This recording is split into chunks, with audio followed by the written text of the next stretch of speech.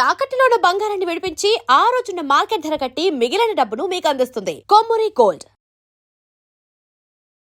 నమస్తే, welcome to way media. నేను అనిత. ఈరోజు మనతో పాటు ఉన్నారు శ్రీ విద్య ఉపాసకురాలు గీతా కుమార్ గారు. నమస్తే అమ్మా. శ్రీ గురుభ్యో నమః, శ్రీ మాత్రే నమః. నమస్తే అమ్మా. అమ్మ, ఇప్పుడు వస్తున్నటువంటి ఆదివారం, నెక్స్ట్ వీక్లో అమావాస్య కూడా ఉంది. అంటే చాలా వరకు ఆదివారం అమావాస్య అంటే అదొకలాంటి కాంబినేషన్ అని జనాలు భయపడుతూ ఉంటారు. సో ఆ రోజు చేయాల్సిన పనులు, చేయకూడని పనులు ఏంటమ్మా, దాని గురించి చెప్పండి. అమావాస్య అంటే భయపడే అవసరం అయితే లేదు.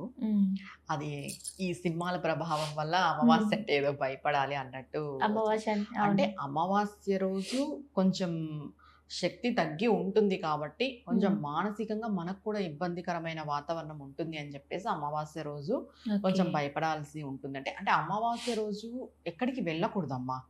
ఎవరింటికి వెళ్ళడం కానీ, ఏదైనా ఊర్లకి వెళ్ళడం కానీ ఇలాంటివన్నీ చేయకూడదు. ఇంకొకటి, ఇప్పుడు వస్తున్న ఆదివారం అమావాస్య ఎలాంటిది అంటే, ఆదివారం మధ్యాహ్నం నుండి మనకి అమావాస్య గడియలు మొదలవుతున్నాయి. సోమవారం ఉదయం దాకా అమావాస్య ఉంది. ఎప్పుడైనా కూడా మనం అమావాస్య పౌర్ణమి తీసుకుంటే ఇవి తిథుల ప్రకారమే తీసుకుంటాం. అంటే రాత్రి సమయంలో పరిగణిస్తాం. ఈ అమావాస్య పౌర్ణమి ఎప్పుడు కూడా నిండుగా రాత్రి టైంలో ఉండాలి. అదే మనకు ఇంపార్టెంట్. ఉదయం ఉన్నా లేకపోయినా కూడా రాత్రి అంతా ఉండడమే మనం చూసుకుంటాం, పౌర్ణమి కానీ అమావాస్య కానీ. ఇప్పుడు ఆ విధంగా చూసుకునేలాగైతే ఈ ఆదివారం మధ్యాహ్నం నుండి అమావాస్య స్టార్ట్ అవుతుంది, రాత్రి అంతా కూడా సంపూర్ణంగా ఉంది. అందుకు ఈ టైం ఆదివారం అమావాస్యగా మనం తీసుకుంటాం. ఇప్పుడు ఆదివారం అమావాస్య వచ్చింది కాబట్టి ఏం చెయ్యాలి? గృహస్థులకు ఒక నియమం ఉంటుంది, సాధకులకు ఒక నియమం ఉంటుంది. అంటే విద్యాపరంగా మాలాగా ఉన్న వాళ్ళు వేరే విధంగా మేము పూజలు చేసుకోవడం జరుగుతుంది. గృహస్థులకు ఒక నియమం ఉంటుంది. ఇప్పుడు సాధన పరంగా ఉండే వాళ్ళది చూద్దాం. మొదటగా అయితే సాధన పరంగా ఉండే వాళ్ళు వాళ్ళ మంత్రోపదేశం, ఒక అనుష్ఠానం, పూజ చేసుకోవడము, మంత్ర జపం ఎక్కువ చేయడము. ఈ అమావాస్య పౌర్ణమి తిథులలో నార్మల్ గా మంత్ర జపం ఎక్కువ చేసినా కూడా మంచి ఫలితం ఉంటుంది. వాళ్ళకున్న ఉపదేశమైన మంత్రం ఉంటుంది కదా, దానిని ఎక్కువ టైం చేసుకోవడం, నైట్ టైం ఎక్కువ టైం చేసుకోవడము, ఇలా అంతా చేసుకోవాలి. సరే అమ్మ, ఇప్పుడు నార్మల్ గా ఏ మంత్రం లేని వాళ్ళు, గురువు లేని వాళ్ళు, నార్మల్ గృహస్థులు ఏం చేసుకోవాలి అంటే, మనం ఎప్పుడు చెప్పుకున్నది అమావాస్య అంటే మహాలక్ష్మీదేవి యొక్క ఆరాధన, అమ్మవారి యొక్క ఆరాధన కంపల్సరిగా చేయాలి. ఇంట్లో ఏ ఇంట్లో అయినా సరే కంపల్సరిగా చేయాల్సిన ఆరాధన అమావాస్యకి అమ్మవారి యొక్క ఆరాధన చేసుకోవాలి.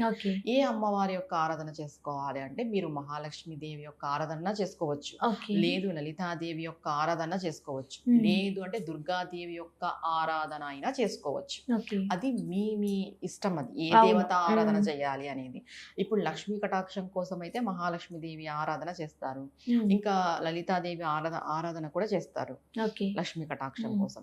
ఇప్పుడు మీరు లక్ష్మీదేవిని పూజించి లక్ష్మీదేవి యొక్క అష్టోత్తరము, లక్ష్మీదేవి యొక్క స్తోత్రాలు, లక్ష్మీదేవి యొక్క సహస్రనామాలు కూడా చేసుకొని అమ్మవారికి పాలు నైవేద్యం సమర్పించి ఆ రోజు లక్ష్మీదేవికి విశేషంగా పూజ, అర్చన ఇలాంటివి చేయడం ద్వారా కూడా ఆదివారం అమావాస్యతో కూడి ఉంది కాబట్టి మనకు లక్ష్మీ కటాక్షం అనేది కలుగుతుంది. అదే రోజు మనం లలితా సహస్రనామం పారాయణం కూడా చేసుకోవచ్చు. అదే రోజు దుర్గాదేవి యొక్క స్తోత్రాలు, దుర్గాదేవి యొక్క మంత్రాలు కూడా చేసుకోవచ్చు. ఎలా చేసుకుంటాం అనేది అనే విషయానికి వస్తే, మీ ఇంట్లో మీకు ఏ విధంగా వీలైతే ఆ విధంగా. అమ్మ, మేము ఎప్పుడు చేసుకోవాలనే ఆలోచన ఉంటది. 6-7 పైన కొంచెం చీకటి పడిన తర్వాత దీపాలు వెలిగించుకొని, సంధ్యాదీపం మనం ఫస్ట్ గా వెలిగించుకొని, తులసి కోట దగ్గర కూడా దీపం వెలిగించి ఈ స్తోత్ర పారాయణాలన్నీ చేసి పాలతో కూడిన పదార్థమైన నైవేద్యంగా పెట్టచ్చు. లేదు పాలు, చిటికెడు పంచదార, తేనె, ఇలాచి పౌడర్ కలిపి కూడా మనం నైవేద్యంగా కూడా పెట్టుకొని సమర్పించుకోవచ్చు. అది మనం ఇంటిల్లిపాది కూడా తీసుకోవచ్చు. ఇంకొకటి, ఇదే అమావాస్య రోజు గడపకి వచ్చేసి నిమ్మకాయ అనేది కట్ చేసి అటువైపు ఇటువైపు అనేది పెట్టడం మనం చూస్తూ ఉంటాం. అది ప్రతి ఒక్కరూ కూడా చెయ్యాలి. ఎస్పెషలీ శాక్తేయ పరంగా ఉండేవాళ్ళంటే అమ్మవారిని పూజించే వాళ్ళు కూడా ప్రతి అమావాస్యకి కూడా గడపకి నిమ్మకాయ మధ్యలో పెట్టి కట్ చేసి అటువైపు ఇటువైపు పెట్టేసేయాలి. అది ఎలా పెట్టాలంటే ఇలా పెట్టాలి, ఈ విధంగా. అంటే రైట్ హ్యాండ్ ది ఇటు సైడ్ కి పెట్టాలి, లెఫ్ట్ హ్యాండ్ ది ఇటు సైడ్ మామూలుగా ఇలా ఇలా Okay. పెట్టడం ద్వారా కూడా మీ ఇంట్లో ఉన్న నెగిటివ్ ఎనర్జీ పోవడము ఇదంతా జరుగుతుంది. ఇంకొకటి ఆ రోజు ఏం అమ్మ చేస్తారు నిమ్మకాయ అంటే, మీద దెబ్బ మీద పసుపు కుంకుమ వేస్తారా? వేయచ్చు, Okay. కంపల్సరీ వేయాలి కూడా. వేయచ్చు. కొంతమంది అటు ఇటు నిమ్మకాయల పైననే కర్పూరం పెట్టి కర్పూరం కూడా వెలిగిస్తారు. అవును. ఇలా చేయడం ద్వారా కూడా కొంచెం దిష్టి దోషము నెగిటివ్ ఎనర్జీ కూడా వెళ్ళిపోతుంది.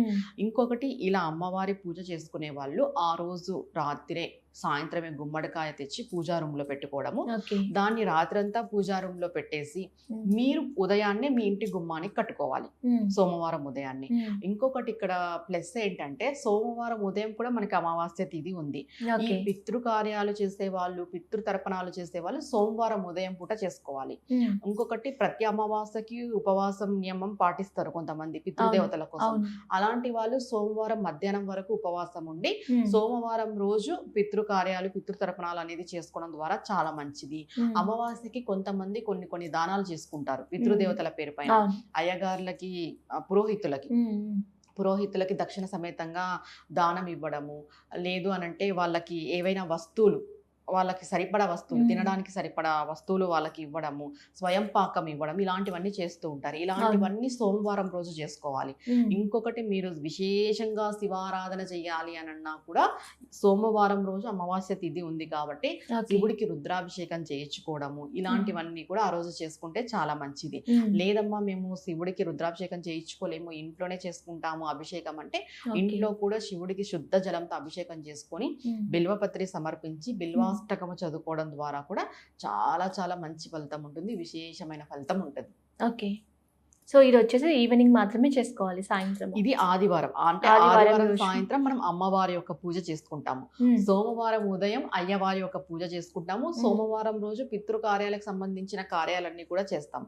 ఎందుకంటే ఒక్క రోజు అమావాస్య మనం తీసుకున్నాము అనంటే అమావాస్య రోజు మధ్యాహ్నము పితృదేవతలు మన ఇంటికి వస్తారు అనేది మనకు అందరికీ తెలిసిన విషయమే.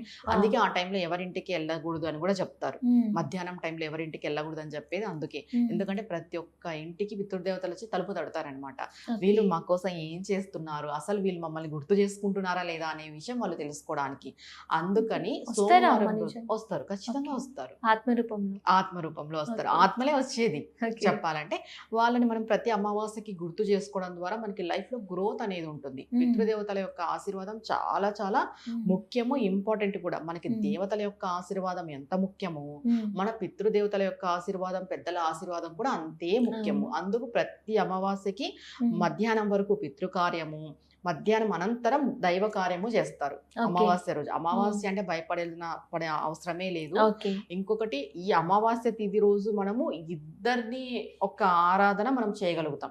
ఎందుకంటే ఇట్లా పితృదేవతలది ఉదయం చేస్తాము, సాయంత్రము దైవారాధన చేస్తాం కాబట్టి మనం భయపడవలసిన పనేం లేదు. ఇంకొకటి ప్రతి ఒక్కరు కూడా ఈ రెండింటిని పాటించాలి. లేదండి మేము సాయంత్రం దేవతా ఆరాధన మాత్రమే చేస్తామంటే కుదరదు. ప్రతి ఒక్కరు పితృ కార్యాలు చేసుకుంటూ పోవడం వల్ల కూడా చాలా చాలా మంచిది. ఎందుకంటే ఈ కాలంలో మనం చూస్తున్నాం అంటే నా వరకు వచ్చిన జాతకాలు బట్టి ఆల్మోస్ట్ ప్రతి ఒక్కరికి ఏదో ఒక రూపంగా పితృదోషం అనేది ఉంటుంది జాతకంలో.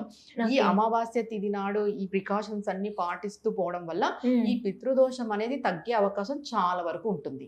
అందుకని ఇద్దరి దేవతల యొక్క అనుగ్రహం పొందాలి. ఇటు పితృదేవతల యొక్క అనుగ్రహము, అటు దేవతల యొక్క అనుగ్రహం పొందాలి. కాబట్టి ఇప్పుడు వస్తున్న ఆదివారం అమావాస్య చాలా చాలా మంచిది. అందరూ కూడా దీన్ని ఉపయోగించుకోవాలి. ఇప్పుడు అమ్మవారికి మనం పెట్టే నైవేద్యాలు అలా ఏమన్నా స్పెసిఫిక్ గా పెట్టాలా? అమావాస్య కాబట్టి ఇప్పుడు నార్మల్ గా నేను ఎప్పుడు చెప్పేదే పాలతో కూడిన నైవేద్యము. ఎందుకంటే ఎందుకు పాలు అంటే పాలు వచ్చేసి చంద్రునికి సంబంధించింది నైవేద్యం. ఇంకొకటి అమావాస్య రోజు అస్సలకి చంద్రకళలు ఉండవు కాబట్టి మనలో కూడా కొంచెం శక్తి క్షీణించి ఉంటుంది. ఇప్పుడు పౌర్ణానికి కళలు పెరుగుతూ పోతాయి, మనలో కూడా ఆ కళలు పెరుగుతూ పోతాయి. అమావాస్యకి కళలు తగ్గుతూ వస్తాయి, మనలో కూడా ఆ కళలు తగ్గుతూ వస్తాయి. ఈ అప్ అండ్ డౌన్స్ హెవీగా ఉంటాయి బాడీలో కూడా. అందుకే కొంచెం మానసికంగా కూడా కొంతమంది ఇబ్బంది పడుతుంటారు ఈ తిథులు వచ్చినప్పుడు. అలాంటి టైంలో ఎందుకంటే ఈ మన బాడీ అంతా వాటర్ తో నిండి ఉంటుంది. అవును. నేచర్ కూడా వాటర్ తోనే ఎక్కువ నిండి ఉంటుంది. ఇప్పుడు మనం మొత్తం భూమి అవును. తీసుకుంటే 28% ఉంటుంది, వాటర్ తీసుకుంటే 78% అవును. ఉంటుంది. ఎక్కువ శాతం విశ్వంలో వాటర్ వాటర్ కంటెంట్ content ఎక్కువ ఎక్కువ అవును. ఉంది. మన బాడీలో కూడా వాటర్ కంటెంట్ ఎక్కువ ఉంటుంది. అవును. విశ్వము ఇక్కడ బాడీకి పెద్ద తేడా లేదు. ఓకే. మన బాడీనే విశ్వము, విశ్వమే మన బాడీ చెప్పాలంటే ఇది మనం ఫస్ట్ అర్థం చేసుకోవాలి. ఇలాంటి తిథులు వచ్చినప్పుడు మన బాడీలో ఈ వాటర్ కంటెంట్ ఎక్కువ ఉండడం ద్వారా బయట ఉన్న ప్రకృతిలో ఈ ఫ్రీక్వెన్సీ, ఈ ఎనర్జీ మన బాడీని తీసుకుంటూ ఉంటుంది. ఈ అమావాస్య వచ్చినప్పుడు కలలు తగ్గిపోతాయి కాబట్టి మన బాడీలో కూడా కొంచెం లీనెస్, వీక్నెస్, ఈ కలలు తగ్గడం, ఎందుకంటే ఎక్కువ శాతం వాటరే ఉంటుంది కదా, అందుకని మన బాడీ ఆ అమావాస్య తిథికి రియాక్ట్ అవుతుంది. ఓకే. ఆ అమావాస్య తిథి ఏ విధంగా ఉంటుంది, కలలు తగ్గి ఉంటుంది, ఎనర్జీ కొంచెం తగ్గి ఉంటుంది కాబట్టి మన బాడీలో కూడా ఎనర్జీ తగ్గే అవకాశం చాలా ఉంటుంది. అందుకు మనం ఈ ఆధ్యాత్మిక పరంగా దేవతా ఆరాధన చేస్తూ మనం ఎనర్జీని పెంచుకుంటాం ఆ రోజు, ఓకే. సైంటిఫిక్ గా చెప్పాలి అంటే. అవునవును. ఇప్పుడు పితృదేవతలకు పూజ ఎలా పెట్టుకోవాలి ఏంటి దాని గురించి? ఇప్పుడు సోమవారం పొద్దునే అవును. నేను చెప్పాను కదా, సోమవారం పొద్దునే మనం చేసుకుంటే సరిపోతుంది. అంటే శివారాధన ఇంట్లో చేసిన తర్వాత, లేదు ఫస్ట్ పితృదేవతలకి మేము చేసుకుంటామంటే పితృదేవతలకు సంబంధించి ఆ రోజు వాళ్ళని తలుచుకొని అయ్యగార్లకి స్వయం పాకం ఇవ్వడము, లేదంటే మీ శక్తి కొలది ఏదో ఒకటి దానం ఇవ్వడము, లేదంటే యాచకులకి అన్న సమర్పణ, అన్నదానం చేయడము, ఇలాంటివన్నీ చేయొచ్చు అమావాస్య రోజు పితృదేవతల పేరు పైన. ఓకే. వాళ్ళ పేరు మీద మనం వాళ్ళ పేరు పైన ఏమి ఇచ్చినా కూడా మంచిది. ఓకే. అంటే ఇంటికి పిలిచి కొద్ది మంది బియ్యము అలా కూడా ఇస్తుంటారు కదా. అంటే అయ్యవార్లు మీకు ఇంటికి ఒక అయ్యవార్లని ఉంటారు. అవును. ఇంతకు ముందు అలా ఉండేవాళ్ళు, ఇంటికి ఒక బ్రాహ్మణ్స్ వాళ్ళని పెట్టుకునే వాళ్ళు, పురోహితుల్ని. ఇప్పుడు మీకు అలా ఉంటే మీ ఇంటి అయ్యవారిని పిలిచి మీరు వాళ్ళకి స్వయం పాకం ఇవ్వడం, వస్త్రదానం ఇవ్వడం, ఏదైనా దానం పూర్వకంగా వాళ్ళు ఇవ్వచ్చు. వాళ్ళు స్వీకరిస్తూ ఉంటే, ఇప్పుడు లేని వాళ్ళు కూడా ఉంటారు కదా, అలాంటి వాళ్ళు దేవాలయాలకి వెళ్ళి ఇవ్వడము, లేదా యాచకులకి ఇవ్వడము బయట చాలా మంచిది. ఓకే. చాలా థ్యాంక్స్ అమ్మా. ఇప్పుడు వస్తున్నటువంటి ఆదివారం అమావాస్య అనగానే చాలా మందికి ఒకలాంటి భయము.